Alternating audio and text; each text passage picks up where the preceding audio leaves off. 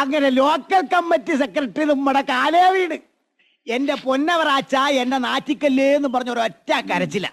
ഞാനങ്ങ് അത് ക്ഷമിച്ച്. അതാണ് ആ വലിയ മനസ്സിന്റെ ആഴം. ഞങ്ങൾക്ക് കുറച്ച് വീടും കൂടി കയറാനുണ്ട്. ഉള്ളത് തന്നാ ഞങ്ങൾ അവിടെ ഇരിക്കെന്റെ വിലാസിനി അമ്മേ. അല്ല ആട്ടെ, എന്നാ എഴുതണം? അതൊക്കെ മുതലാളിയുടെ ഇഷ്ടം. ഇത് പാർട്ടി ഫണ്ടാ. എലക്ഷൻ ഫണ്ട് പുറകെ വരും. അതിനും അത് പിന്നെ സഹായിക്കാതിരിക്കുവോ? കൊതിപ്പിക്കല്ലേ കൊതിപ്പിക്കല്ലേ. ചുമ്മാ തിരി മുതലാളി.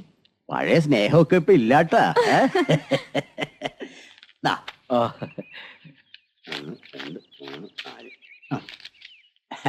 ഇത് മതി, വെച്ചോ. അപ്പൊ ഞങ്ങൾ ഇറങ്ങട്ടെ മുതലാളി. ഓ ചെല്ല് ചെല്ല്. മക്കളെ ഇന്ന് തിരക്കിലാണല്ലേ? അപ്പച്ചനായിരുന്നു. ആ നടക്കട്ടെ നടക്കട്ടെ. എന്താ അപ്പച്ചാ? എടാ, നമ്മുടെ ആ മാർക്കറ്റിലെ ദാമുവിന്റെ കച്ചവടം ഇപ്പൊ എങ്ങനെയുണ്ട്? പൊരിഞ്ഞ കച്ചവടല്ലേ? അവന്റെ അപ്പനുള്ള കാലം മുതലേ പൊരിഞ്ഞ കച്ചവടമായിരുന്നു. അയാള് വടിയായി കഴിഞ്ഞപ്പോ മോൻ പൊരിക്കാൻ തുടങ്ങി. പക്ഷെ വാടക അതിപ്പോഴും ആ പഴയ 57 തറവാടക തന്നെ, ഒരു മാറ്റവും ഇല്ല. അത് നമുക്ക് നഷ്ടമല്ലേടാ മക്കളെ? പിന്നെ ആ ദാമു ഒന്ന് മാറി തന്നിരുന്നെങ്കിൽ നമുക്കത് വേറെ ഏതെങ്കിലും ഒരു പാവപ്പെട്ടവന് വാടക കൂട്ടി മറിച്ചു കൊടുക്കായിരുന്നു. ഒരു പുണ്യപ്രവൃത്തി.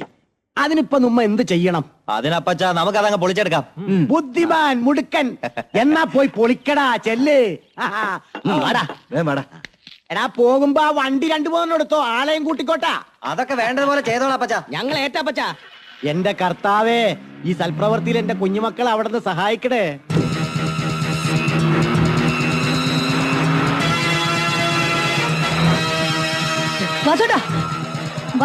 എന്താടാ? കട ഒഴിപ്പിക്കാൻ കോഴിപ്പള്ളിക്കാർ വരുന്നുണ്ട്.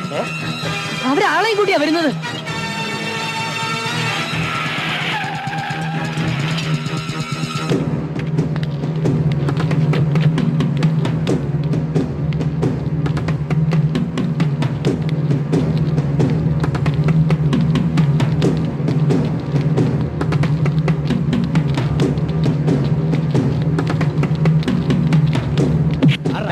കട ഒഴിയാൻ പറഞ്ഞ നീ കേക്കില്ലല്ലടാ. ഞാൻ വാടക തരുന്നുണ്ടല്ലോ. എന്റെ വാടകയും പുല്ലൊന്നും വേണ്ട. ഒഴിയാൻ പറഞ്ഞാ ഒഴിഞ്ഞാ മതി. ഇത് ന്യായമാണോ? ന്യായം കോടതി ഒന്നും കോഴിപ്പള്ളിക്കില്ലടാ. ന്യായമൊക്കെ നടത്തുന്നത് ഞങ്ങൾ തന്നെയാടാ. അടിച്ചു പൊളിക്കണല്ലാം.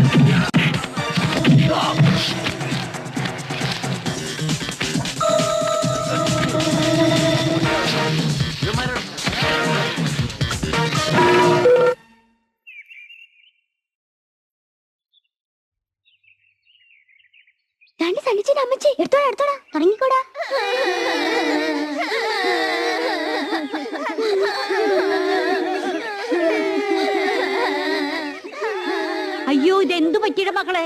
ഞങ്ങള് കള്ളനും പോലീസ് കളിക്കായിരുന്നു. സണ്ണിക്കുട്ടി പോലീസ് കള്ളനായിരുന്നു. പോലീസ് കള്ളനെ പിടിച്ച് പെരുമാറിയതായി കാണുന്നത്. കുറച്ചു നേരം കൂടി കഴിഞ്ഞിരുന്നെങ്കിൽ അവ എന്നെ തൂക്കി കൊന്നേനെ. മാതാവേ, അവന് ഞാൻ ശരിയാക്കുന്നുണ്ട്. എവിടെ കുർത്തക്കെട്ടവൻ? വാമച്ചി, അവൻ പറമ്പിലുണ്ട്. ഞങ്ങൾ കാണിച്ചിരാം. വാ വരേട മക്കളെ. അവൻ വല്ല കുളത്തിലെ തോട്ടിലെ മുങ്ങി കിടക്കണ്ട. അവൻ എന്റെ മക്കളെ എന്ത് എണീറ്റു വാടാ. എന്നതാണോ മക്കളെ നോക്കുന്നേ? താൻ പോയി തന്നെ താടി പഠിക്കണോ? അതിനല്ലേ പോകുന്നു. ഓ, നല്ല സൃഷ്ടികൾ. നോക്കണ മക്കളെ. സണ്ണി മറത്തുമ്മേ ഇരിക്കുന്നു. എടാ, ഇറങ്ങി വാടകട്. അമ്മത്തേക്ക് തല്ലാനല്ലേ ഞാനിറങ്ങി വരില്ല. ഇവന് ഞാനിന്ന് മര്യാദക്ക് ഇറങ്ങി വന്നില്ലെങ്കിൽ വലിയ തോട്ടിൽ കുത്തി താഴ്ത്തിടും. തോറ്റോണ്ട് കുറ്റം ഞാൻ അമ്മച്ചിയുടെ തലയില് തുപ്പിടും. എന്നിട്ടും പോയില്ലെങ്കിൽ അമ്മച്ചിയുടെ തലയിൽ ഞാൻ മൂത്ര വെച്ചു. വൃത്തികെട്ടവനെ കൊല്ലു നിന്നെയായി. വയസ്സ് 32 കഴിഞ്ഞു. എന്നിട്ട് അവന്റെ പിള്ളകള് കഴിഞ്ഞില്ല. ഇറങ്ങി വാട പോത്തെ.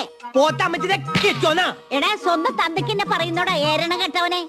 എടാ, വെറുതെ അല്ലടാ നിന്റെ തലവട്ടം കണ്ടപ്പോ അങ്ങനെ കച്ചവടം നിർത്തി പോയി. എടാ കഞ്ഞി അടപ്പത്ത് കിടക്കണോന്ന് നീ ഇറങ്ങി വരുന്നുണ്ടാ? എനിക്കിപ്പോ കഞ്ഞി വേണ്ട അമ്മച്ചി. എന്റെ കർത്താവേ, നിന്നെ കൊണ്ട് ഞാൻ തോറ്റടാ. അമ്മച്ചി, അമ്മേ എന്നാ അമ്മേ? ദേ നോക്കട മോനെ. അച്ചായി വന്നു, അമ്മച്ചി ഇന്ന് കിട്ടും. മോനെ സണ്ണിച്ച താഴെ വീണ കയ്യും കാലും ഒടിയും. അത് വീഴത്തൊന്നുമില്ല, ഉടുമ്പിന്റെ ജന്മല്ലേ. ഒന്ന് ചുമ്മാരി അമ്മേ. മോനെ അച്ചായനാ പറയുന്നേ, താഴേക്ക് ഇറങ്ങി വാ. അമ്മച്ചി തല്ലച്ചായാ. അവിടെ ഇങ്ങോട്ട് വന്നേ. പോട്ടെ. ആ ഇനി മോൻ ധൈര്യമായിട്ട് ഇറങ്ങിപ്പോരെ. അച്ചായ എനിക്ക് മസാല ദോശ വാങ്ങിച്ചു തരോ? മേടിച്ചേരാ. അല്ല ഞാൻ ഇറങ്ങാട്ടോ.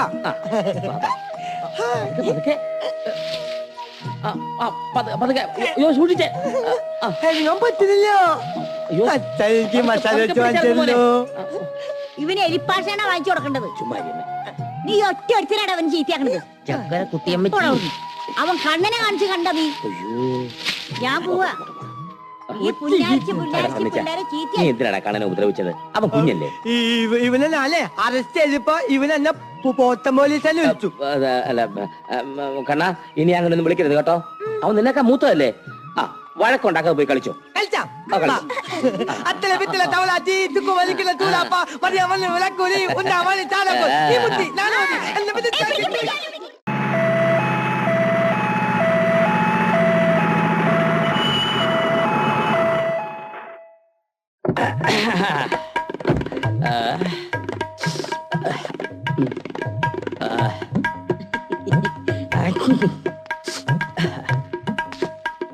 ഇറങ്ങ 3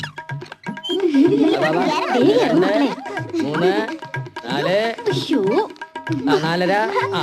മെല്ലെ മെല്ലെ മെല്ലെ മെല്ലെ. മരുമക്കളെ. അമ്മ വരെ ഉണ്ണിക്കുട്ടവിടെ വല്യമ്മ.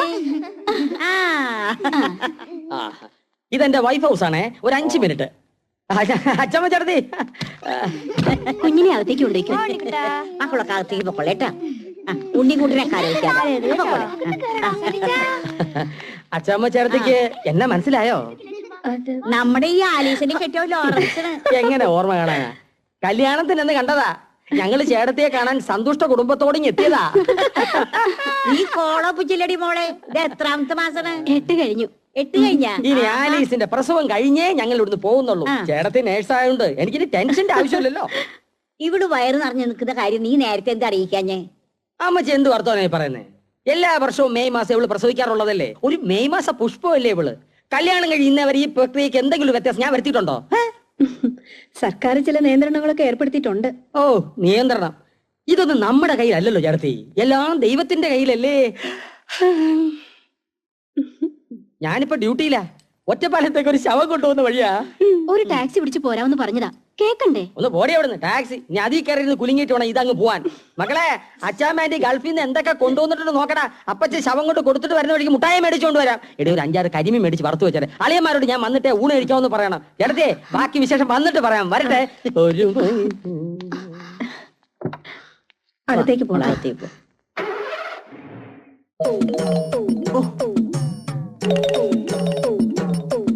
അയ്യേ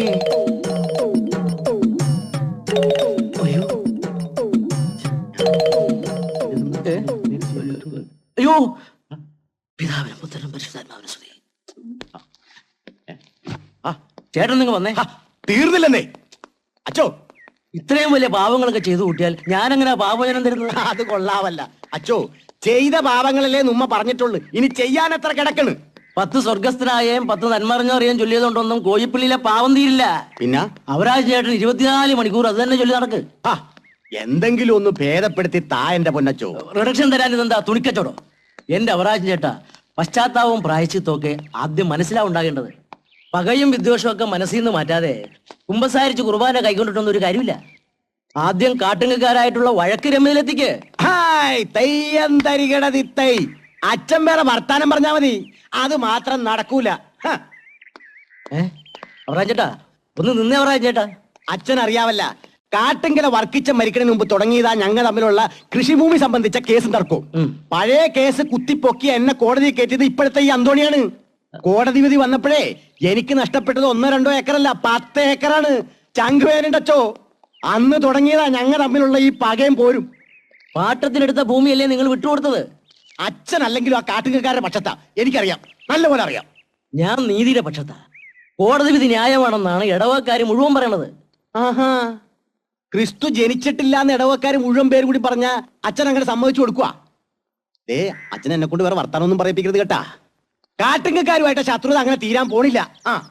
ഓ, ഇങ്ങനെ പോയാൽ അവറാജ്യം നരകത്തിന്റെ അടിത്തട്ടിലേ പോവുള്ളൂ. മതി അച്ചോ മതി.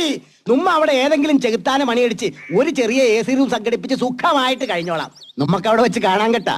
അച്ഛനിപ്പോ ഏതെങ്കിലും പുണ്യാളനെ നോക്ക്.